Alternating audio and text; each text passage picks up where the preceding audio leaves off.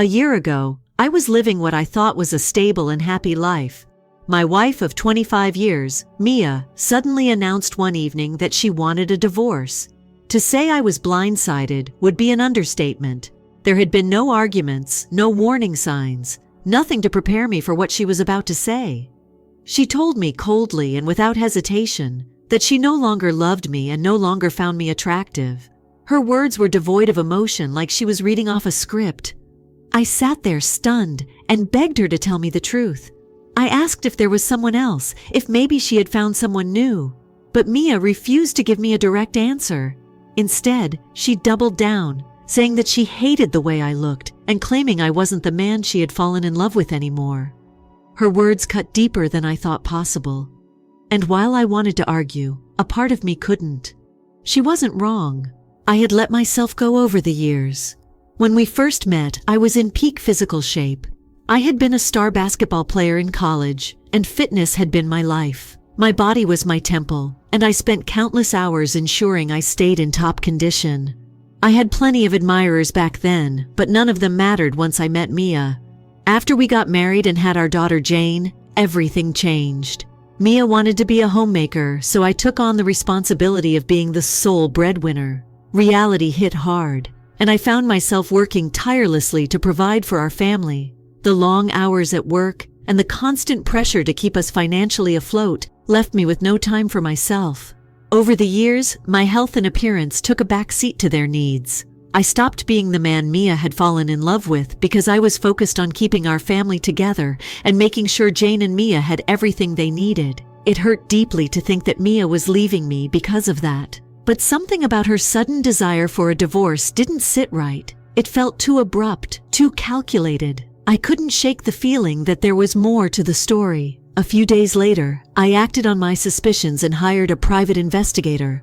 A coworker who had gone through a similar situation recommended him. At this point, I was desperate for answers. I needed to know the truth because Mia wasn't going to tell me willingly. The investigator didn't take long to uncover the reality of the situation. Mia was, in fact, having an affair. She had been meeting up with a man named George, and the investigator provided undeniable proof in the form of photos. The pictures showed Mia and George meeting regularly throughout the day, their interactions intimate and far too close for comfort. When I dug into George's background, I discovered that he came from a much wealthier background than me. He lived the kind of lifestyle I could never provide. Suddenly, everything made sense. Mia wasn't leaving because of how I looked or the kind of person I had become.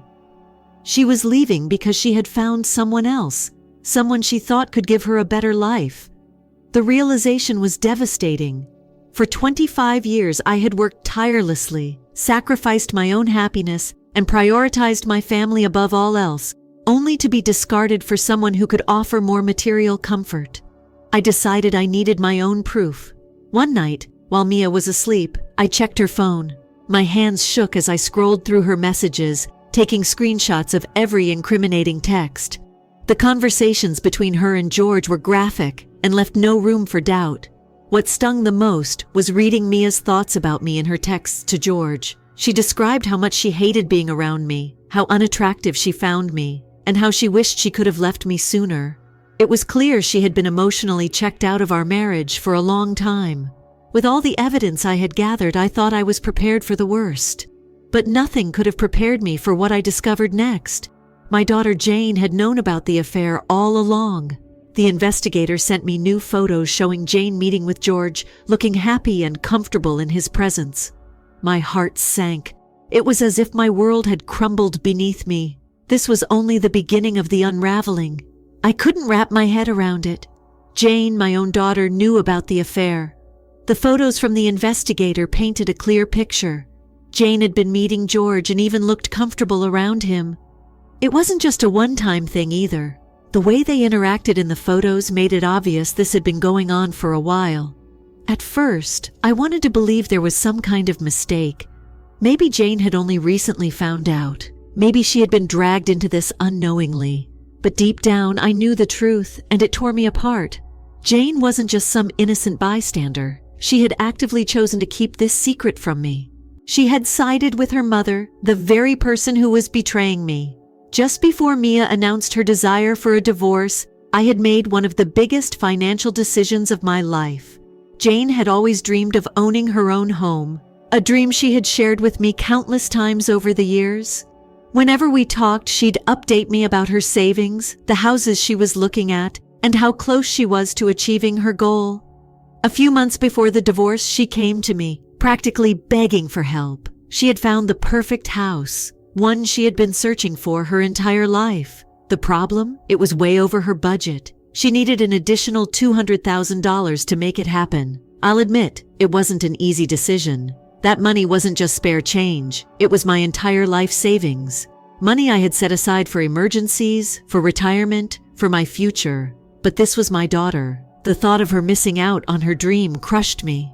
After a lot of thought, I gave her everything I had. I convinced myself it was what a good father would do. My parents had done the same for me when I bought my first house, and I felt it was my duty to pass that kindness on to Jane. I told her to use the money wisely, not just for the house, but for any renovations or unforeseen costs that might come up. I didn't want her to end up in a situation where she was house rich but cash poor. When I handed her the check, Jane was ecstatic. She cried, hugged me tightly, and thanked me over and over. That moment made it all feel worth it. I believed I was doing the right thing as a father. But now, knowing what I know, it's clear that moment was built on lies. Jane knew about her mother's affair when she took that money from me. She knew I was being betrayed, yet she accepted my help without a second thought. When I confronted Mia and Jane, I went straight to the point. I told them I knew about the affair and demanded they stop lying to me. Mia's reaction was immediate and infuriating. She wasn't ashamed or apologetic, she was angry. She screamed at me for hiring a private investigator, accusing me of violating her privacy, as if I were the one in the wrong. I wasn't having it. I reminded her that she was the one who had been sneaking around with another man, disrespecting the marriage we had built together. But Mia wasn't interested in taking any responsibility. Instead, she lashed out at me, telling me I was pathetic for needing proof, and mocking me for being so naive all these years. Then I turned to Jane.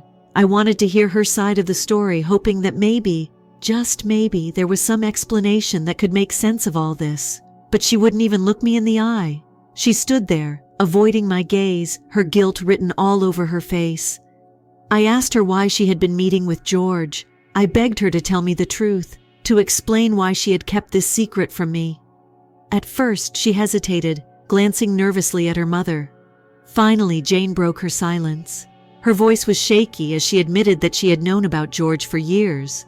She explained that Mia had introduced her to him when she was 18. That meant this affair had been going on for at least 6 years. 6 years of lies, of deception, of betrayal. I couldn't believe what I was hearing. My own daughter, someone I had loved and trusted unconditionally, had been complicit in this betrayal for so long. Jane tried to justify her actions, saying that she had been angry and upset at first, but eventually came to accept the situation. She claimed that George made her mother happy and that she didn't want to be the one to ruin everything by telling me. Her words felt like a slap in the face. She had convinced herself that staying silent was the right thing to do, as if sparing me the truth was some kind of favor. Mia, of course, had no remorse. She actually had the audacity to argue that her affair didn't matter, because she was divorcing me anyway. She claimed she had only stayed with me for Jane's sake, and that now, with Jane grown, she didn't need to pretend anymore. I couldn't believe what I was hearing. If Mia had truly only stayed for Jane's sake, she could have left 5 years ago when Jane turned 18, but she didn't. She waited. The reason was obvious. Mia had been hedging her bets, waiting until she was certain George would fully commit to her before leaving me. She had used me for financial stability while keeping her affair a secret. I turned back to Jane and told her point blank that I blamed her too. While Mia's actions were unforgivable, Jane's betrayal cut even deeper. She could have told me the truth at any point, but she didn't. Instead, she chose to side with her mother. I reminded Jane of everything I had done for her, including giving up my entire life savings so she could buy her dream house. I told her how much it hurt to know that she had taken my money while hiding such a devastating secret. Jane tried to apologize, but I couldn't hear it. The weight of the betrayal was too much. I left the house, telling Mia to be gone by the time I returned. When I came back later that night, both Mia and Jane were gone. This was only the beginning of the fallout, but the damage had already been done. My family, the people I had loved and sacrificed everything for, had betrayed me in the worst way possible. After Mia and Jane moved out, the house felt eerily quiet. For 25 years, this place had been the center of my life, a home filled with laughter, family dinners, and late-night conversations. Now it was just an empty shell, a constant reminder of the betrayal I couldn't escape. The divorce process was messy but straightforward. Armed with the evidence I had gathered, I filed for divorce and ensured Mia couldn't claim alimony. The court sided with me, given the clear proof of her affair. Since Jane was an adult, there was no question of child support either. I walked away from the divorce without owing Mia a single dime. Mia, of course, was livid. She accused me of being vindictive, claiming she had sacrificed her entire life for our family and deserved compensation. I found it laughable. Sacrifice? What had she sacrificed exactly? She had lived a comfortable life for years while I broke my back, working to provide for her and Jane. I'll admit I took a small amount of satisfaction in knowing she didn't get what she wanted. She had built her future on lies and deceit, and now she had to live with the consequences. But the person who hurt me most wasn't Mia. It was Jane, who didn't reach out to me after the divorce, not once. I waited, hoping she might apologize or at least try to explain herself, but instead she sided with her mother completely. A few months after the divorce was finalized, Jane sent me an email. When I opened it, I was stunned. Her words felt like knives stabbing me all over again. Jane told me she was disappointed in me for not giving her mother anything in the divorce. She said I was being cruel and vindictive, that I should have been more generous to Mia after everything she did for me. It was almost surreal reading her words. She went on to say she was relieved her mother had found someone like George. She praised him for being able to provide a better life for them, as if money was all that mattered. The part that stung the most, though, was when she called me a failure. Jane, my own daughter, accused me of not providing enough for her and her mother, and of not giving them the life they deserved. She ended the email by saying she never wanted to speak to me again. I remember sitting at my desk, staring at the screen, unable to process what I had just read. This was my daughter, the little girl I had loved, supported, and sacrificed everything for. And now she was gone, just like Mia. For months I spiraled. I started therapy not because I wanted to, but because I had no other choice. The weight of the betrayal was suffocating, and I didn't know how to move forward. Through therapy, I started to piece my life back together. My therapist helped me see that their actions weren't a reflection of me. They were a reflection of who Mia and Jane had chosen to become. That realization didn't erase the pain, but it helped me stop blaming myself for everything that had happened. Slowly, I began to rebuild. I threw myself into work, started going to the gym again, and reconnected with old friends I hadn't seen in years. It wasn't easy, but little by little, I started to feel like myself again. Months turned into a year, and for the first time in a long time, I felt like I was finally moving on. I had accepted that Mia and Jane were no longer part of my life, and I was okay with that. Then, out of nowhere, Jane showed up at my door. It had been over a year since I'd last seen her. When I opened the door, I barely recognized her. She looked exhausted, her eyes puffy and red as if she'd been crying for hours. "Dad," she said softly, her voice trembling. "Can I come in? I need to talk to you." I froze, unsure of what to do. A part of me wanted to slam the door in her face to protect myself from whatever pain she was about to bring back into my life. But another part of me, the part that still saw her as my little girl, couldn't turn her away. Reluctantly, I stepped aside and let her in. We sat down in the living room, the silence between us heavy and uncomfortable. Finally, I asked, "What are you doing here, Jane, after all this time?" Jane's voice was shaky as she began to speak. She told me that I had been right all along and that her mother was not the person she thought she was. After the divorce, Mia and George had moved in together and started planning their wedding. At first, everything seemed perfect, but it didn't take long for cracks to form. Jane explained that George had children from previous marriages, and Mia had become obsessed with winning them over. Mia went out of her way to please George's kids, showering them with attention and gifts while completely ignoring Jane. Jane described how she was excluded from family gatherings, treated like an outsider in her own home. George's kids made it clear they didn't like her, and Mia didn't seem to care. In fact, Mia scolded Jane for being needy and told her to stop expecting so much.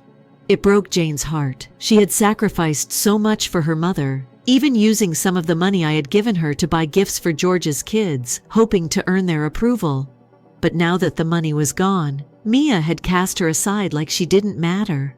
As Jane sat there crying, pouring her heart out, I felt a mix of emotions. Part of me pitied her. She had finally seen her mother's true colors and was now facing the consequences of her choices. But another part of me couldn't forget what she had done. She had betrayed me. She had taken my money, sided with her mother, and cut me out of her life.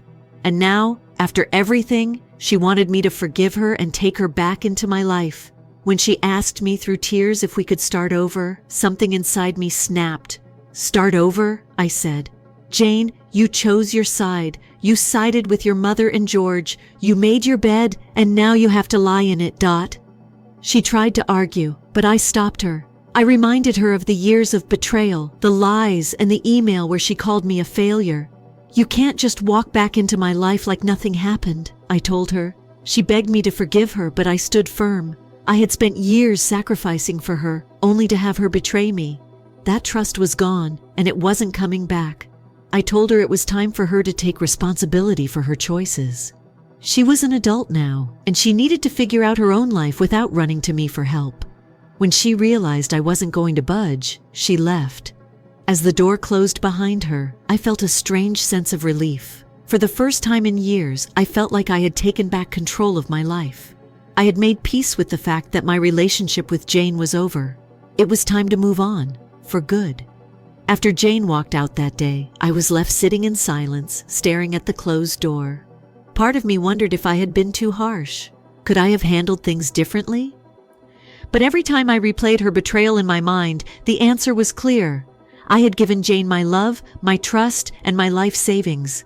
And in return, she had chosen to side with her mother, the same person who had destroyed our family. Jane had made her choice, and now she had to live with it. For months after that visit, I didn't hear from Jane. I assumed she had gone back to Mia and George, trying to patch things up or make the best of her situation. I told myself it wasn't my problem anymore and that I needed to focus on moving forward. But then I got a call from my mother. "Jane's been calling us," she said. "She's been complaining about Mia and George, saying she feels abandoned and doesn't know where else to turn." Hearing this brought a mix of emotions. On one hand, I felt a pang of guilt. No matter what had happened, Jane was still my daughter, and knowing she was struggling wasn't easy. But on the other hand, I was furious. Jane hadn't spoken to my parents in years. She had never been close to them, always brushing off their attempts to connect. And now suddenly she wanted their help? It felt like just another manipulation, another way to avoid taking responsibility for her choices. I told my mother not to entertain Jane's calls. "She made her decisions, Mom," I said firmly. "She chose Mia and George over me. Now she has to deal with the consequences." My mother hesitated, clearly torn. "She's your daughter," she said softly. "I know," I replied, "but that doesn't change what she did." After that conversation, I decided to confront Jane directly. I texted her, asking her to meet me at a nearby cafe. She agreed, responding almost immediately. When we met, she looked nervous, her hands fidgeting as she sat across from me. For a moment, I felt a flicker of the old connection we once had, the bond between a father and his little girl. But it was fleeting, quickly overshadowed by everything that had happened.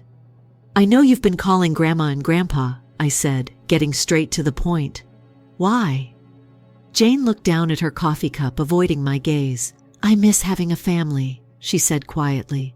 "I feel so alone." Her words stung, but I couldn't let her off the hook that easily. "You miss having a family?" I repeated. "Jane, you were the one who walked away. You made your choices, and now you're dealing with the fallout. Don't blame me or my parents for that." She tried to argue, saying she felt abandoned and didn't know where else to turn. That's when I snapped. "Do you have any idea how abandoned I felt?" I said, my voice rising. "Do you remember the email you sent me, calling me a failure, saying you never wanted to speak to me again? And now, after everything, you expect me to just forget all of that and take you back? It doesn't work that way." Jane. Her eyes filled with tears, but I didn't stop. You sided with your mother, Jane. You took her side, knowing what she did to me. And now that things have fallen apart with Mia and George, you want to come crawling back? No, I'm done. Jane tried to apologize, her voice trembling. She said she hadn't realized how much her actions had hurt me and that she regretted siding with her mother. But I couldn't bring myself to forgive her. The wounds were too deep, the betrayal too fresh. I don't trust you, Jane, I said bluntly. And I don't think I ever will. You made your bed, now you have to lie in it. I told her she had no right to drag my parents into this mess and warned her to leave them alone. If you contact them again, I'll take legal action, I said firmly. They don't deserve to be caught up in your drama. Jane looked stunned, as if she couldn't believe I was serious. But I was. Before she left, I told her one last thing. If you want to fix things, start by taking responsibility for your actions. And if you're serious about rebuilding our relationship, you can start by paying back the money I gave you for your house. Her eyes widened. I can't do that, she said, shaking her head. I don't have that kind of money. Exactly, I replied. And that's why this conversation is over. Don't come back until you're ready to take responsibility for everything you've done. With that, I walked out of the cafe, leaving Jane sitting there in stunned silence. That night, I left a voicemail for Mia, explaining what had happened and asking her to talk to Jane. I told her that if Jane continued to bother my family, I would pursue legal action. Surprisingly, Mia called me back the next day, sounding genuinely confused.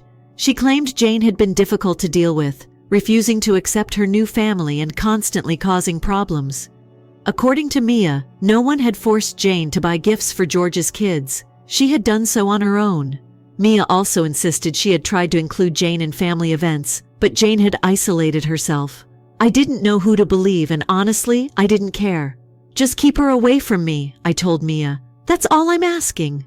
She agreed, and to her credit, Jane hasn't contacted me or my parents since. For the first time in a long time, I felt a sense of peace.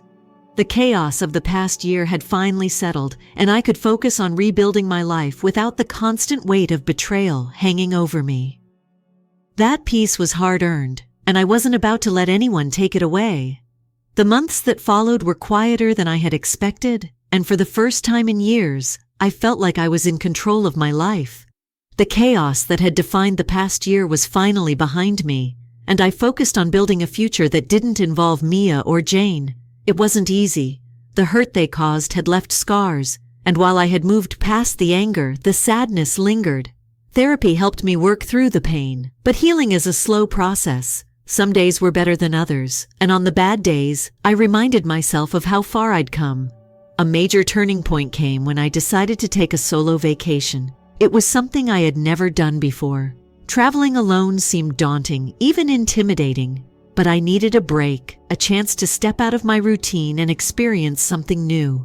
I chose a destination I had always wanted to visit but never had the time or money for.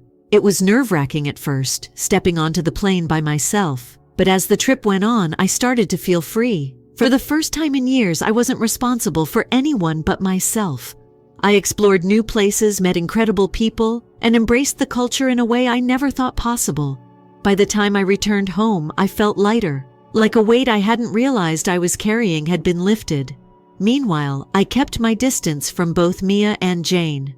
True to her word, Mia ensured that Jane didn't contact me or my parents again. Occasionally, I'd hear updates about them through mutual friends, but I didn't ask for details. One of the last things I heard was that Mia and George had officially gotten married. According to the same source, their relationship wasn't as picture-perfect as Mia had once portrayed. George's kids had become a source of constant tension, and Mia was struggling to adjust to her new role as a stepmother. As for Jane, I had no idea where she stood. A part of me wondered if she regretted her choices and if she ever thought about the damage she caused. But I didn't dwell on it. She had made her decisions and I had made mine. Still, there were moments when guilt crept in. I wondered if I had been too harsh and if there was something I could have done differently to salvage our relationship. But then I reminded myself of the pain she had caused, the betrayal, the lies, the email that had shattered whatever bond we once had.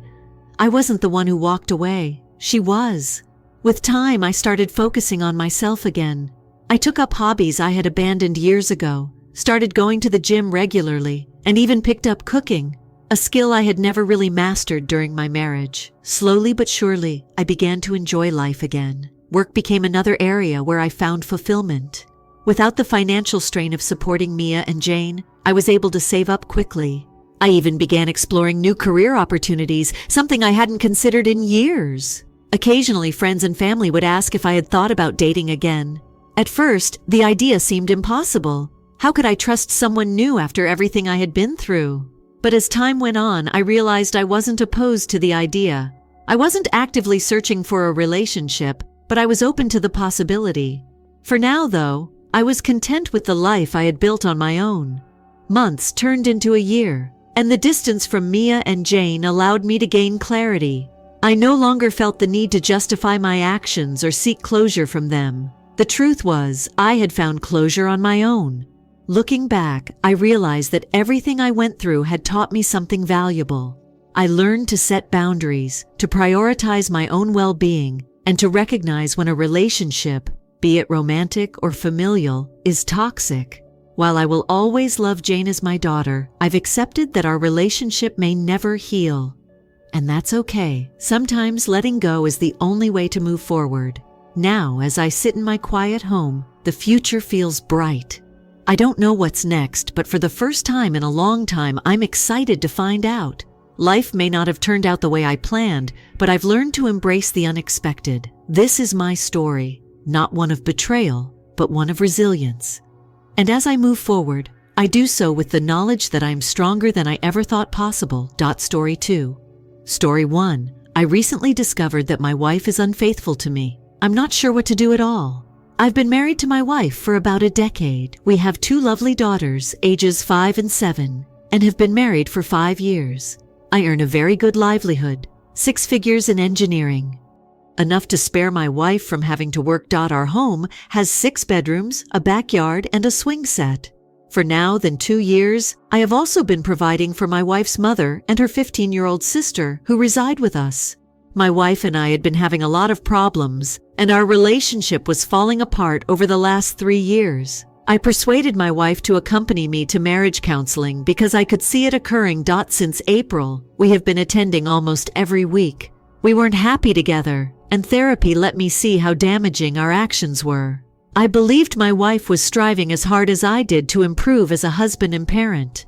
A buddy informed me that my wife was spending a lot of time with a certain person when I was abroad on business for a few weeks in October. I had previously met this man and been informed that he was a friend of my wife's pals. That was all I knew about him. Needless to say, my wife picked me up from the airport that evening, and I was on the next aircraft home. She didn't appear thrilled to meet me and seemed aloof. I had simply told her that I had missed her and the children, without explaining why I had actually returned. She went straight to bed when we came home. After staying up for a short while, I took her phone when she was asleep. Just so you know, your spouse is concealing something when they start carrying their phone about all the time, even while they're sleeping or taking a shower. I retrieved the text messages and located the man's name. They all needed to be raised by her. He received more than 20 texts a day, according to a cursory review of the mobile phone logs. I asked her to clarify this when I woke her up. She erased them because she knew I would interpret it negatively, denied everything, and said they were just pals. I start keeping a careful eye on her cell phone records as my suspicions get stronger every day. I tell her that she must cut off all contact with him since it becomes too much for me to handle. Even at his house, I politely address the man and request that he refrain from speaking to my wife. He consents to halt. Because she believes I have shattered their perfectly legitimate connection, my wife starts to harbor anger toward me. However, it appears that she stops chatting and messaging the man. However, I did observe an abrupt increase in her phone data consumption, which I attributed to Facebook messaging. She keeps denying that she has spoken to the person and holds on to her phone more and more. I start to get paranoid, but I choose to ignore it and concentrate on becoming a better father and husband. I begin to pay more attention, assist more with the children, participate more in their everyday activities, and stop worrying so much about money and other trivial matters. To lend a hand, I start doing the kids and my own laundry. I make an effort to get involved with her passions and what matters to her. She adores horses. A few years ago, I got her a horse. And I've been helping her look for work in the field so she can get out more and feel good about herself. Now that January 15th has arrived, we are celebrating her brother's birthday with a large meal. We had a wonderful supper with all of her cousins and friends there. After dinner, she and the majority of others go to the pub next door. The manager came up to me with her phone and asked if I knew who owned it as I was hanging back in the restaurant with one of her cousins. When I accessed my wife's Facebook app on her phone, I saw a number of messages between them. She talks about how much she loves and misses him, how she'll never take off her jacket, and how she misses the scent of him. She calls him my one and only as well. I simply can't handle the texts any longer. After confronting her and going through all of the texts, her cousin reads them too and is shocked.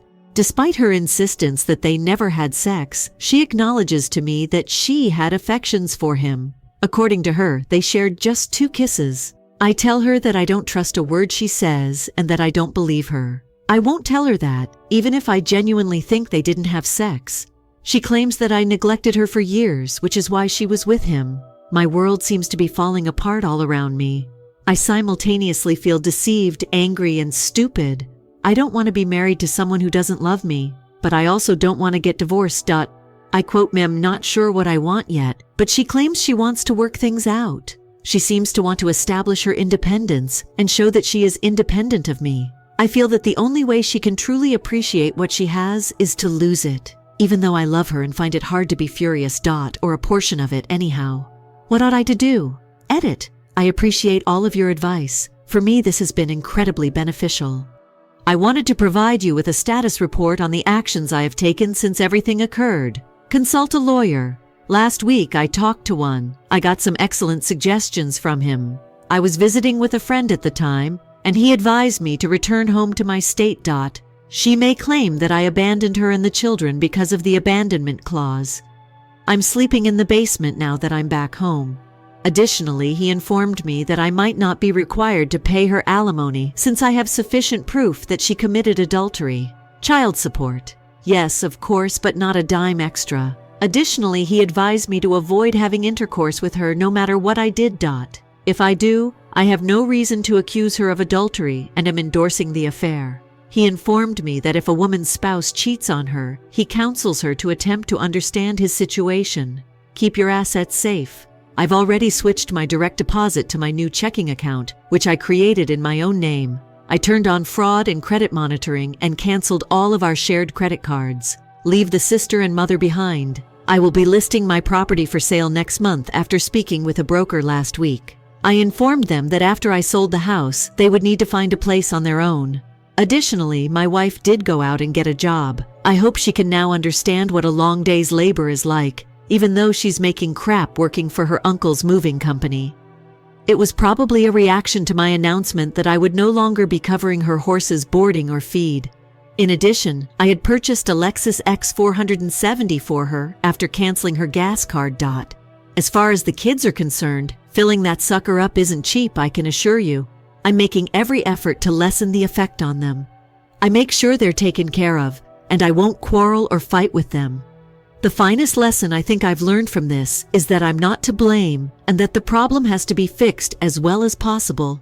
Regards. Edit after 8 months. To put it briefly, I'm doing much better. I've experienced highs and lows on an emotional roller coaster during the past few months. I was in a dark place and quite sad for a spell. Getting out of bed and going to work in the morning was difficult for me. Actually, I didn't a lot of the time. I had to deal with a lot of hurt and fury, and I still do. My initial reaction was to avenge her and make her truly suffer the repercussions of her behavior. We agreed that I would give her child support each month, which was far more than what the law required. But at the time, I believed that it was the appropriate thing to do. Knowing what she might anticipate from me, we only had to sign the settlement document that my lawyer had prepared. Every month, she located a rental home around 45 minutes away from the city. The schools are excellent, and it looked like a pleasant area for the girls to live. I felt it would be excellent because I knew she couldn't afford such a lovely apartment closer to town. The settlement agreement included a clause prohibiting a non-related person of the other sex from staying overnight while the children were there. When the kids are there, she can't let her boyfriend stay over. I was likewise affected by this. When the kids are with me, no chick should stay the night. Now, our state has approved this settlement agreement clause, which is really rather frequent. It goes without saying that she had this dickhead over many evenings a week during the first week of her moving into our new home, before we had a chance to sign the settlement agreement. The worst part is that she attempted to have the children tell me lies about it. I was pretty annoyed by this. I informed her that I would give her nothing in exchange for my lawyer withdrawing the settlement offer. Just pay the youngster and ask for everything. The state is required to provide support, not a single cent extra. It took her some time to discover she was overweight, but now she is having financial difficulties. Do not misunderstand me. The children are well cared for. When it comes to food, clothes, play, and other necessities, I always make sure they have all they need. I just pay for that out of pocket. She doesn't get the money from me. She is still unemployed. She claims to be searching. I don't care though, to be honest. She now has the issue, not me. I have drastically changed since I started practicing CrossFit. It has been a huge assistance to me during this time. I'm in my finest physical condition ever. I'm full of confidence and feel fantastic. Now me. I recently met this incredible girl. She is the complete antithesis of my ex, which is probably why I enjoy her so much. She is intelligent, incredibly accomplished, attractive, ambitious, and we get along well. I'm not going into another relationship right now. I was quite honest with her about that right away, and she fully knows and accepts what we have. For me, the pivotal moment came when I met the new female. I finally had a buddy with whom I could confide, spend time, get comfort, and discuss. It improved my attitude and made me feel better overall. I was beginning to feel joy once more. Things have only gotten better after then. Much of my resentment at my ex was able to be released. In fact, I get along extremely well with my ex these days. We constantly prioritize the children and have regular conversations. She is the mother of my children. Therefore, it is in everyone's best interest that we get along, even though I will always remember and detest what she did to me. The answer is no, we will not reconcile. I will never again be able to trust her. However, we can get along and be friends. The fact that she cheated on me with a bitch's kid is one of the things I will never be able to move on from. I will never accept him or even recognize his presence, as I informed her. For him in particular, it would be best if I never saw him again. If anyone is interested, there is more. Someone asked how I was doing, so I provided this most recent follow-up. I also wanted to express my gratitude to everyone here for their support and wise counsel. I apologize if you are experiencing this yourself, but please maintain your strength. This narrative will also be overcome by you. I expelled my wife after she cheated on me. Tonight, we have a 2-year-old. About a year ago, my wife of 10 years confessed to having an affair. She began working at a location where many people with her level of education aspire to. Mostly to get her foot in the door, it was an entry-level position. While I worked from home and looked after our child, she was surrounded by motivated and accomplished individuals. For a number of years, I have been the sole provider, in between her employment. She didn't work at that time in order to focus on earning her degree, which doesn't pay much in this position. We have become more distant with the birth of our child. It happened slowly and subtly, and we didn't really notice it until it was too late. We started frantically trying to think of a way ahead. After beginning individual treatment, we both desired to begin couples counseling, but it was hard to find the time with our 2-year-old and our rigorous job commitments. In addition to beginning treatment, I also started exercising, gave up smoking, and took on all of the housework. I wanted her to be free to concentrate on her work without having to worry about returning home. All I wanted to do was do all in my power to make her happy. We had a great talk last night. We discussed prior habits that brought us to this place, but we didn't hold anything back since we wanted to keep going. We discussed our future goals and came to the conclusion that our child was the most significant aspect of our lives.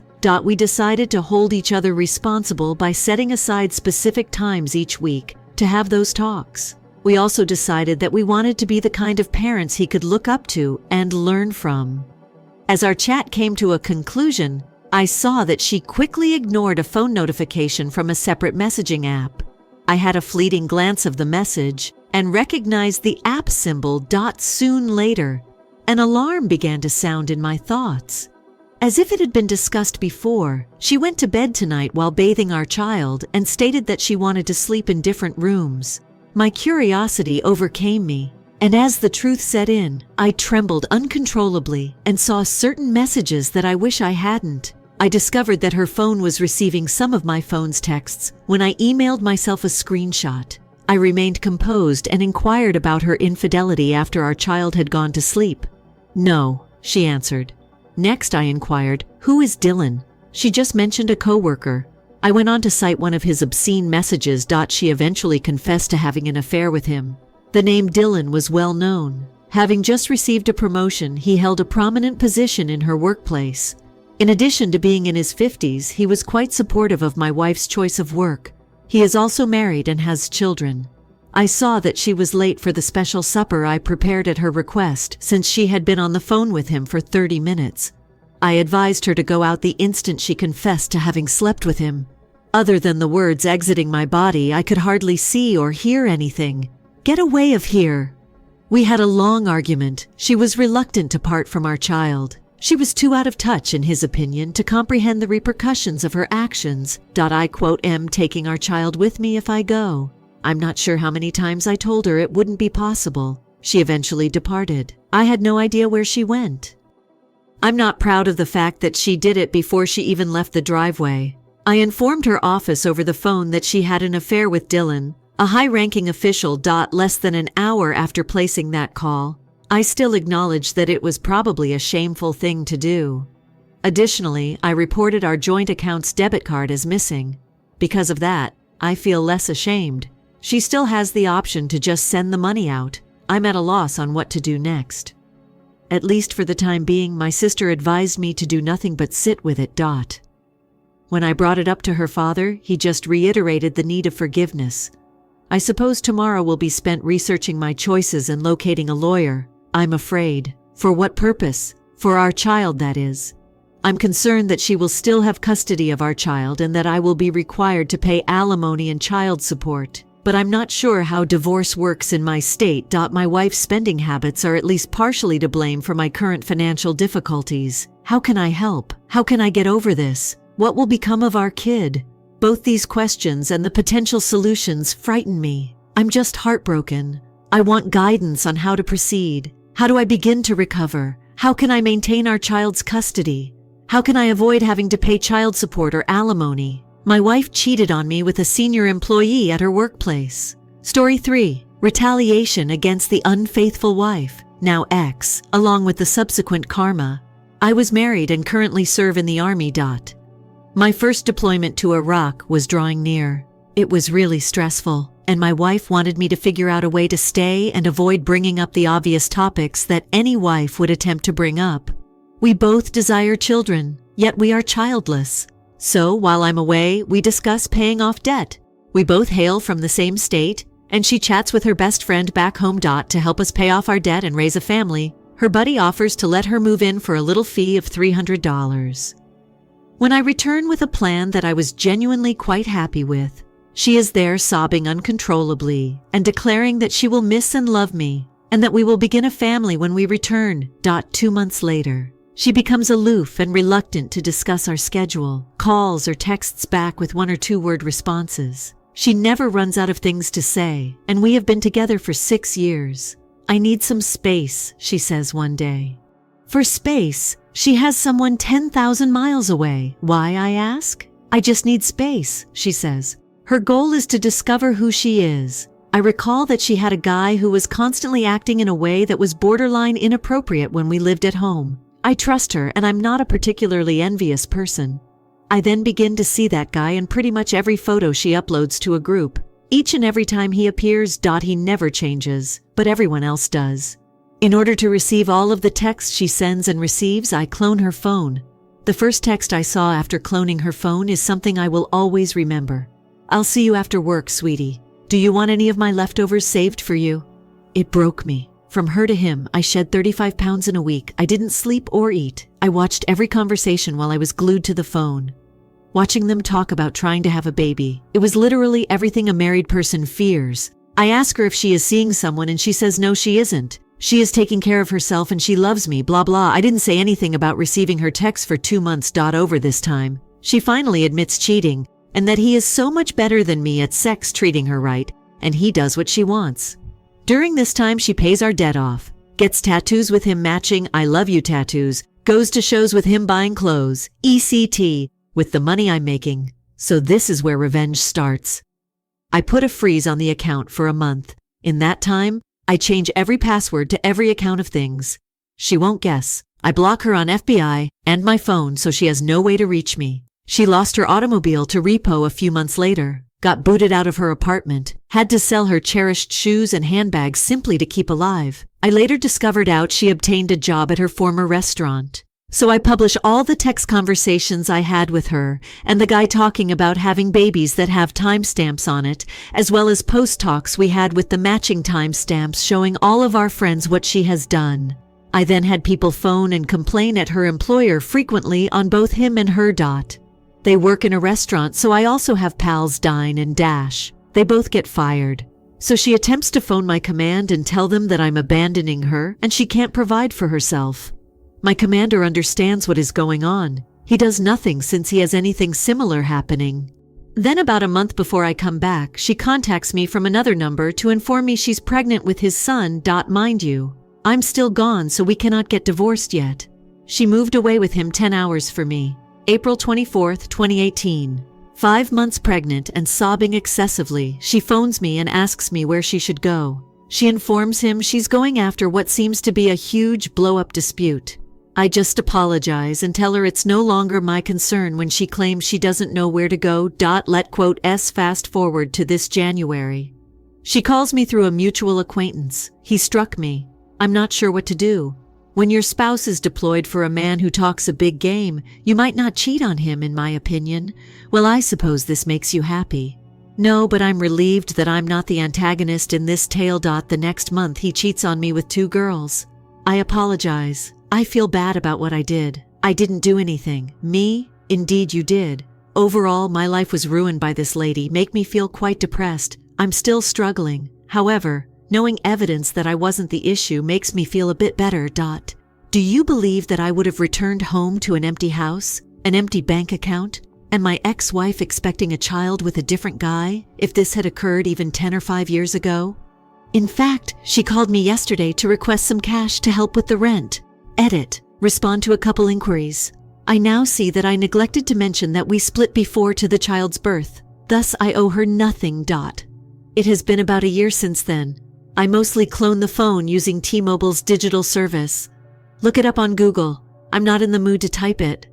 I was also aware that I wasn't praising her physical violence. All I did was advise her to contact the police. Abusing someone is wrong, but I also don't have an obligation to look out for her welfare. Story 3. My family disowned me after my psycho cousin falsely accused me of sexual assault.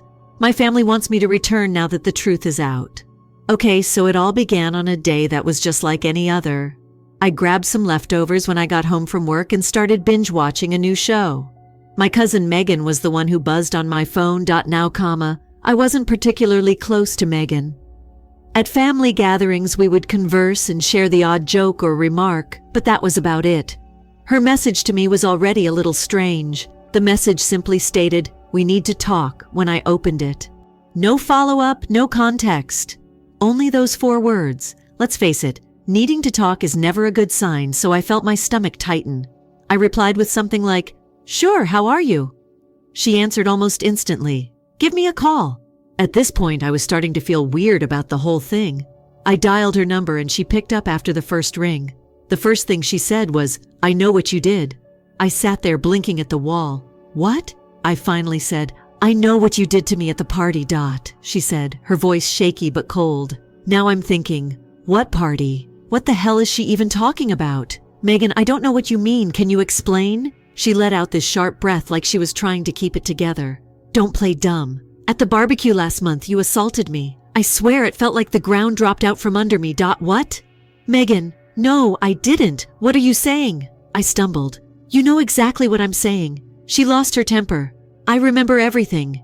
You cornered me near the garage when everyone else was inside. I didn't say anything before because I was scared, but I'm not staying quiet anymore. I was so stunned I couldn't even respond at first. My mind was racing, trying to piece together what she was accusing me of. I barely even spoke to her at the barbecue. I'd spent most of the day grilling with my brother Jake and chatting with my uncle. I hadn't gone anywhere near the garage, let alone cornered anyone. Megan, I didn't do anything to you, I said, trying to stay calm even though my voice was shaking. I don't know where this is coming from, but it's not true. You quote re-lying, she said, her voice breaking. I remember it. I remember everything. No, Megan, you're wrong, I demanded. I didn't do anything to you. Please just think about this for a second. But she wasn't listening. She kept talking over me, saying how she knew it was me, how she'd been trying to process it but couldn't stay silent anymore. Every statement felt like a strike to the gut. I continued rejecting it, but it was like yelling into the wind. She wasn't hearing me, and I wasn't getting through to her. Finally, she stated, I'm informing the family. They deserve to know what type of person you are. And then she hung up. I sat there gazing at my phone, my heart beating. My hands were trembling and my brain was spinning. I continued reliving the discussion in my head, trying to figure out where this was coming from. Why would she say something like that? What could have made her think I'd done anything so horrible? I spent the remainder of the night pacing around my flat, utterly freaking out. My immediate inclination was to phone my folks and inform them what had just transpired. But I stopped myself. What if Megan had already told them? What if they believed her? The notion made me ill to my stomach. The problem is that Megan seemed so certain, as if she really thought I had harmed her. That was my worst fear. The accusation wasn't made at random. It came from someone who appeared to be positive of their own correctness. That night I didn't get much sleep. I was almost expecting my phone to explode with calls or texts from relatives requesting answers, so I kept checking it. However, nothing took place. It was nearly worse. The quiet. I had the impression that I was sitting on an imminent threat, just waiting for it to go off. I went to work the following day, but I was unable to concentrate. I shook my shoulders when my employer asked me whether I was feeling well since I appeared preoccupied. I didn't want to share what was happening with anyone. Not quite yet. How can one even begin to explain such a thing? When I eventually checked the family group chat after I got home, I saw a lengthy, heartfelt post from Megan stating that she had to tell her truth and that she could no longer be silent. Although she didn't specifically mention me, the way she said it did. Who she was referring to was clear. My heart fell. It was worse than I had anticipated. Megan and I were no longer the only ones involved. Everyone in the family would now have an opinion on what transpired since she had made it public. I felt confined, whether I spoke or not. That doubt would loom over me no matter how much I fought it. I wanted to think that everything would work itself out and that the truth would finally surface. However, I felt in my heart that this was just the start. The consequences struck more quickly than I anticipated. Everything changed after Megan sent a message in the family group chat. I was first ignored, which made the quiet much more agonizing. I had been banished without a trial, it seemed. Finally, a few days later, my phone called. It was my mother. I was not prepared for what I knew was about to happen, so I nearly didn't respond. Ignoring it, however, wouldn't help. So I went to get Michael. Her voice was abnormally rigid as she began. Megan explained the situation to us. I felt sick to my stomach. Mom, nothing happened, I firmly stated. Either she's confused or she's lying. I kept my hands off her. That is not something I would ever do. She paused, and her uncertainty was the most telling sign. Why would she fabricate a story like this? I could hear the skepticism in her voice as she asked. I'm not sure, I fired back. My voice is starting to sound frustrated. However, I'm being honest with you. It wasn't me. We are unsure about what to think. Her voice cracked slightly as she said, Megan is angry, and here it is. It's serious. That's right. It's serious, I said. You must thus believe me. Mom, you know me. I am your son. Why would I ever act in this manner? She didn't respond. Rather, she hung up after mumbling something about needing time to take it all in. The earth seemed like it had been torn out from beneath me as I sat there with my phone in my hand. What hope did I have with the rest of the family if even my own mother didn't trust me? Everyone else's quiet was short-lived. My Aunt Megan's mother phoned the next day. She wasn't present to hear my side of the story, though. "You are an abhorrent piece of trash." When I replied, she snarled, "It's unbelievable that I ever allowed you to get close to Aunt Lisa, my daughter. I didn't. Do not attempt to refute it." She interrupted me. "I trust Megan when she says she recalls everything. Michael, you are a predator. Don't expect to get out of this by weaseling." Before I could say anything further, she hung up. I tried to comprehend the utter venom in her speech as I sat there in shock. My family was this. I'd grown up with them. I had trusted them. I was now being treated like a criminal by them. Perhaps my brother Jake would be different, I reasoned. We had a tight relationship. He must have realized that I was incapable of such a thing. In the hopes that he would support me, I called him Dot. He sounded uneasy as he responded.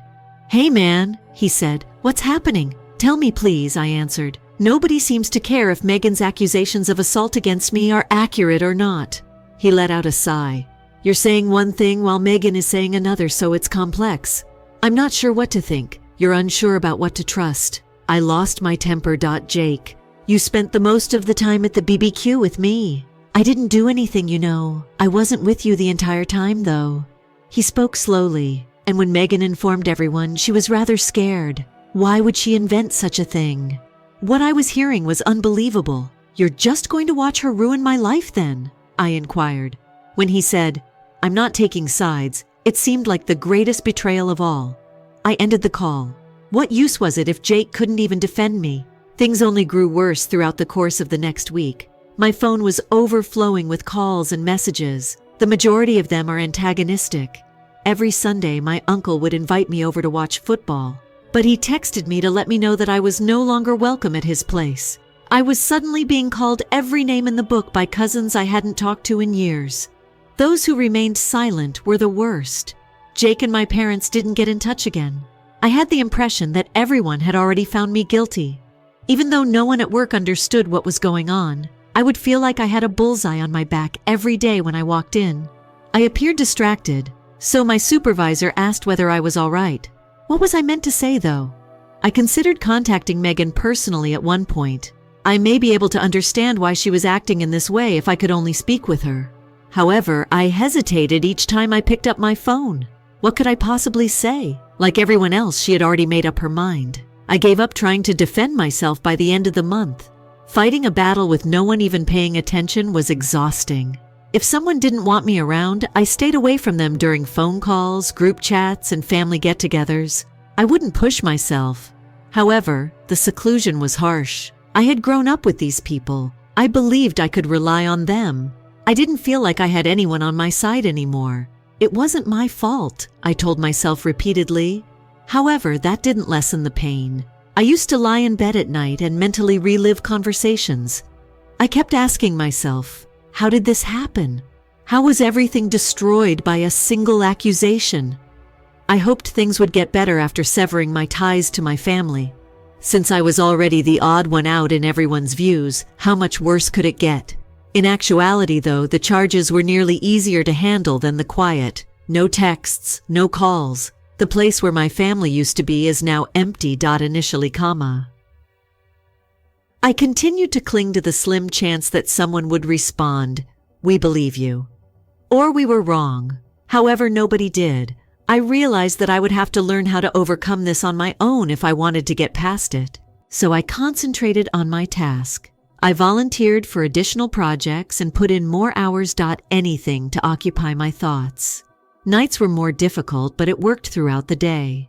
While browsing through my phone while lounging on the sofa, I would accidentally open the family group chat, despite the fact that I knew it would not be beneficial. Picking at a scab was like that. Even though you know it would hurt, you are unable to stop yourself. Naturally, they continued to talk as if nothing had happened. They would exchange photos from meals and excursions. Everyone is grinning and enjoying themselves. I seemed to have vanished from the world. I insisted that I didn't need them and that it didn't matter. However, it hurt more to view those pictures than I wanted to acknowledge. The only thing keeping me sane during all of this was my girlfriend Amy. She never questioned me at all, not even a moment. I raged about how unjust everything was for an hour one night. "You can't keep letting this control your life," she replied, sitting me down. "You've already had enough of them. Give them nothing else." Of course, she was correct. However, there is a big difference between understanding something and really doing it. I made the decision to alter my routine first. I joined a gym to get rid of all the frustration I was carrying around, not because I wanted to get ripped or anything. It felt much better to punch a bag than to hold my rage within, and eventually, it even began to help me think more clearly. Additionally, I got back in touch with some old pals I hadn't seen in a long time. Reaching out after all this time seemed strange at first, but they seemed unconcerned. For the first time in what seemed like an eternity, one of them, Ryan, asked me out for a drink. I genuinely laughed out loud. It served as a reminder that I wasn't the bad guy in everyone's eyes.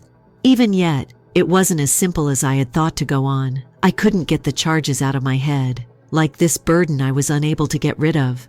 I would relive my interactions with Jake, my parents, and Megan, and consider what I might have said or done better. No amount of workouts or social gatherings with friends could really take away how tired it was. I stumbled onto a post from Megan one evening while perusing Instagram. It was a photo of her during a meal with some other family members. My parents were present. Jake was present, including my uncle and aunt. Everyone appeared to be carefree as they laughed, smiled, and engaged in conversation. For the first time, I wasn't depressed as I sat there looking at the photo. I was upset. I was upset that I had to pick up the pieces while they were all okay. I was upset that Megan, who initiated all of this, was still receiving praise while I was left out. That rage served as a warning. Despite my desire to move on, I became aware that I was still allowing them to dominate me. I was giving them control over my life each time I glanced at the group chat or browsed social media. I thus made the decision to cease. I unfollowed some family members on social media, muted the group chat, and concentrated on creating a life apart from them. It wasn't simple. How, after all, can you just cut off years of devotion and love? I had to try, though. I began planning for the future with Amy, discussing the possibility of relocating to another city where we might start over. Even though I wasn't sure if we would follow through, it seemed like a step forward to have that talk. I also began journaling, which may seem corny, but it was beneficial. I was able to digest all I was feeling without letting it consume me by writing it down. I gradually began to feel like myself once more. It wasn't an easy road to move on. On some days, I felt like I was getting better, and on other days I felt like I was starting over. However, I kept reminding myself of Amy's words. They've had enough already. I refused to allow them to endure anymore. Although it wasn't flawless, it was a beginning.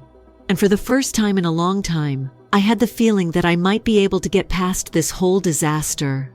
I was beginning to feel as though I was finally re-establishing my footing after cutting off contact with the majority of my family months ago. Although it wasn't flawless, life was stable. Then I received a notice on my phone one haphazard Tuesday afternoon. A Facebook message request. I thought it was spam and nearly disregarded it. However, my heart skipped a beat as I looked at the name. Megan was the one. My hands momentarily froze. I was hesitant about opening it. I had a sneaking suspicion it would be more bullshit. Perhaps a half-baked attempt to embellish the narrative or some guilt tripping. My curiosity overcame me and I opened it. It was a brief message. Far too brief. In light of all that transpired, I must apologize. I was wrong. I also apologize for what I caused you to go through. To be sure, I wasn't misinterpreting anything. I read it several times. I didn't feel relieved or even happy at first. It was rage. That was it. This is what she said after she turned my family against me and caused so much harm. I took a while to respond. Amy reacted the same way I did when I showed her the message that evening. She believes she can atone for what she done with a few words. With her arms crossed, she spoke. She didn't even give an explanation. Is that any sort of apology? She was not mistaken. I had to know more, though. I sat on it for a few days before answering at last. Why now? What was different? Megan answered very immediately. After giving it some thought, I came to the conclusion that I was mistaken. I couldn't recall anything from that night, so I assumed it was you. However, I've been working through certain issues and have come to the realization that I made a mistake. I apologize for putting you at fault. It made my blood boil to read it. She believed it to be me. That was her justification for making such a grave accusation against me, something that ruined my family bond utterly. To make her experience even a little portion of the suffering she had given me, I wanted to yell at her. However, I refrained. Rather, I answered, "Are you even aware of what you have done? Your allegation caused me to lose my family. Those who were meant to believe in me abandoned me. Your apology doesn't make all of it go away." She didn't immediately respond after reading it. When she did reply after hours, it was a flimsy message. "I am aware that I made a mistake. I didn't anticipate things getting this terrible. I apologize sincerely. That was it. No true responsibility, no recognition of the extent of the harm she had caused. A shallow one, that's all. I didn't anticipate things getting this terrible." Amy rolled her eyes so hard I feared they would get trapped when I showed her her response. She doesn't regret her actions. She apologized for the way it made her appear. She was correct. Making amends was not the goal of Megan's apology. Her conscience needed to be cleared. Without having to deal with the mess she had left behind, she wished to go on. I made the decision that I would not allow her get away with it so easy. I sent her a direct message last time. "I'm grateful that you acknowledged your mistake, but I can't let this go unnoticed. I am the one who has been bearing the consequences of all the damage you have created. To decide what I want to do with this, I need time. She simply left me unread without responding. To be honest, I wasn't shocked. When things became awkward, Megan had never been the kind to stay. It didn't seem like a win when they apologized. I was much more irritated as a result. Yes, the truth had come to light. What, though, was altered by that? For months, my family continued to mistrust me, refused to listen to me, and continued to treat me as though I was guilty. Megan's apology was something, but it didn't make the hurt go away or mend the connections I had lost. A little fissure in the wall that surrounded me. In a long time, for the first time, I felt as though I could breathe once again. It was a beginning, but not enough. First update. The family began to hear of Megan's apologies. I made no announcements about it. It must have been shared by someone else. My folks could have heard from Megan. Or perhaps it was mentioned in one of their group chats, which I had stopped participating in. In either case, the calls and texts soon began to come in. My mother gave me the first one. Something urged me to answer, even though I was on the verge of leaving it on voicemail. Her voice was softer than normal when she answered, "Hey, Michael. What Megan told you, I heard. I apologize, but I'm not sure how to put it. We apologize. We ought to have trusted you." The relief didn't come when she said that. I assumed it would. Rather, I experienced a range of feelings, including annoyance, rage, and perhaps even a glimmer of optimism. "Why didn't you?" With a harder tone than I meant, I asked. Her hesitation gave me all the information I required. "I'm not sure." At last, she spoke. "We didn't imagine Megan would make something up, and she looked so sure. You didn't even give me an opportunity to clarify." I fired back. "All you did was expect the worst." "We made a mistake," she said. "We want to put things right, but I don't expect you to forgive us right soon." To that, I was at a loss for words. I just informed her that I needed some time to consider it and hung up. Jake was the next to do so. I didn't give him as much. After ignoring the first two calls, I answered the third one. "Hey," he said nervously. "Look, I'm aware of my error. I ought to have supported you. I simply had no idea what to do." "Jake, you knew I didn't do it." I spoke in a steady but icy tone. "You spent the most of that celebration with me. How could you have allowed this to occur? I was afraid." He spoke without thinking. I didn't want to interfere and exacerbate the situation. I pondered. I reasoned that it would go away if I avoided it. I gave a sour laugh. "You mean it didn't blow over? My entire existence was blown apart by that." Even though he repeatedly apologized, I didn't allow him get away with it. He had been my brother, someone I believed I could rely on, yet when I most needed him, he kept quiet. He appeared to understand when I informed him that I would consider if I really wanted to mend our relationship. My dad gave me the most difficult call. Since the allegation, we had seldom communicated, and it seemed impossible to overcome the gap between us. He came right to the point when he phoned. "I must apologize to you," he said. "You do indeed." I didn't want to sugarcoat my response. He said, "I don't know why I doubted you. I suppose I was afraid Megan was speaking the truth. I wasn't sure what to think, but I didn't want to believe it." "Are you even aware of how deeply you have wounded me?" I inquired. "You're my father. You failed to have my back even though you were meant to. I'll never be able to forgive myself for it," he added softly. Although it wasn't the ideal apology, this one seemed more sincere than the others. I told him that although I didn't think I could get over what had happened, I was grateful that he had admitted it. It has taken a while to rebuild such ties. Some relatives didn't even make an effort to express regret. They just pretended that nothing had occurred and they wanted me to follow suit. I didn't. I wasn't interested in acting as though nothing was wrong. If they weren't prepared to admit the damage they had created through it all. Amy has been my pillar of support. She constantly reminds me to establish limits and resist the want to forgive unworthy individuals out of guilt. "You may take your time." One evening, she informed me, "There is nothing that you owe them. She is correct. I know I can't rush fixing things as much as I would like to it okay for some relationships to never return to their previous state." After apologizing, Megan never got in touch again, and to be honest, I like it that way.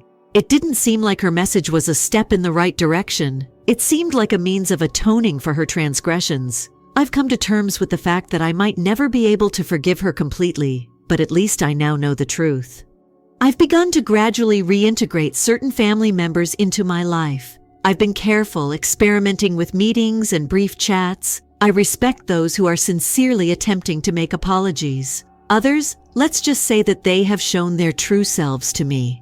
Hello everyone, I wanted to provide you with an update since, well, things have changed, and let's just say that Megan's karma has finally arrived. I wasn't really keeping an eye on her after she apologized weekly and we were silent for months. I was trying my hardest to move on with my life when I unfollowed her on social media. However, it turned out that I didn't have to monitor. In any case, word got to me, thanks to the grapevine in the family. Megan's life seems to have been falling apart recently. And to be honest, I'm not particularly shocked. Her losing her job was the first step. I've heard that she was fired due to certain behavioral problems. The specifics are unclear, but according to my cousin Ryan, with whom I've reconnected, it had something to do with her spreading untruths about a coworker. Does that sound familiar? Shortly afterwards, Megan and her mother, Aunt Lisa, had a major argument. Megan, as strongest ally during her charges against me, was Lisa. Reached her breaking point at last. After losing her work, Megan was living with no rent and presumably wasn't contributing anything to household chores. According to what I've been told, there was a huge argument in which Lisa accused Megan of being ill-appreciative and self-centered, while Megan accused Lisa of constantly going too far. The kicker is that Lisa ejected Megan. Yes, the aunt who referred to me as a repulsive piece of trash is now denying her own daughter permission to remain at her home. The irony is that it doesn't stop there. Megan has also had a chaotic personal life. Her partner just ended their relationship after discovering that she had been lying to him about, well, pretty much everything. Although I am not fully aware of the situation, I have heard that she had been lying to him about working on new job chances while, in reality, she was unemployed and relying on family members for financial support in order to maintain appearances, and about their relatives too. They are beginning to recognize her true self. Many of the relatives who initially supported her throughout the charges have turned away after realizing how poisonous she can be, Ryan informed me. I suppose it's simpler to accept someone's falsehoods unless you're the one being deceived. My parents have also been strangely silent about the entire situation. During one of our recent chats, my mom addressed Megan's predicament in passing, stating that she's going through a lot at the moment. But her tone was devoid of sympathy. Even her, I believe, is beginning to see that Megan is not the helpless victim she pretended to be. Am I sorry for Megan? To be honest, not at all. She is currently coping with the repercussions of her decisions. She hurt me for years, lied about me, and incited my family against me. That my efforts to overcome karma are still ongoing. Although it feels justified, I'm not delighted about catching up with her. All of this has taught me that there are repercussions for the things I do. The truth eventually surfaces, even if Megan may have gotten away with her falsehoods for a time. And it doesn't mince words when it does. I'm concentrating on myself and the important connections for the time being. Although it's taking some time, I've regained some trust with Jake and my parents. Amy and I are still together, and we have been discussing moving to a different city for a new beginning more seriously. Regarding Megan, I'm avoiding her. I'm not going to get pulled into another one of her messes. I've cleaned up after enough of them. She is harmed if she ever makes the decision to truly own up to what she did, not only to me but to everyone else as well. I might think about talking to you. I'll let karma take its course till then. I appreciate your patience with me during this. If I've learnt anything, it's that living a decent life doesn't require the approval of everyone. All you need is the proper people to support you.